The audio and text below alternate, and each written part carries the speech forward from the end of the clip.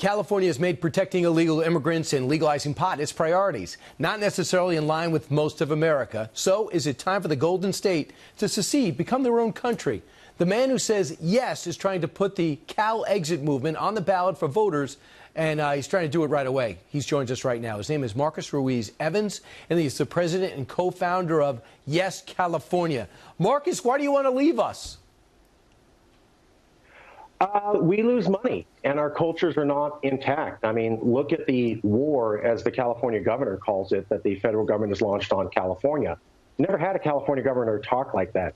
And now you have 30 lawsuits from the California government against the federal government. Anything that Trump does, California tries to block. Now, I support that, but I also agree with what Jeff Sessions is saying. This is unsustainable. You know, you cannot have a government work this way. On top of that, California is a donor state. We have to raise taxes on ourselves to subsidize 25 to 35 American states who are already doing better than us. Right. Now, a couple of things. As you know, there are multiple counties who are siding with the federal in California, including San Diego and parts of Orange County, who are siding with the U.S. government on the immigration policies, that you guys shouldn't be, in this case, a sanctuary state. So not everybody's speaking like Marcus. Well, that's true. There are conservatives in California. I would point out that the overwhelming majority of Californians support the policies, and we're going to see that in the elections coming up. I know there's a lot of talk about people in California are going to revolt and they're going to push back against this.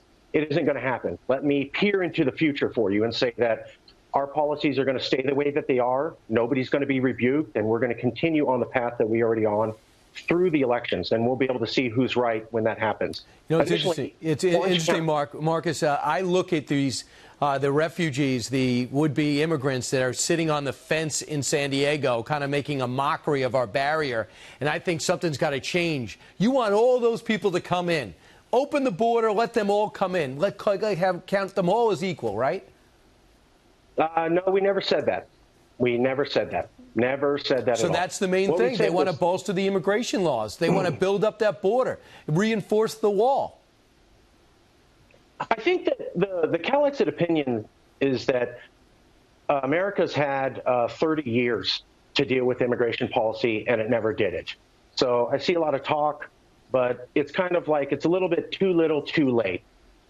People who are undocumented, 40% of them are visa overstays. That's from the federal government not doing their job. Right. The border protection is not being there doing their job. So we differ on that real quick. We're up against it. I want to find out, what do you plan on doing? Why do you think you're better off in your own country? Who's going to protect your shores when you have fires ravaging the entire state? What are you going to do when the federal government is not going to be there to protect you and help put that out?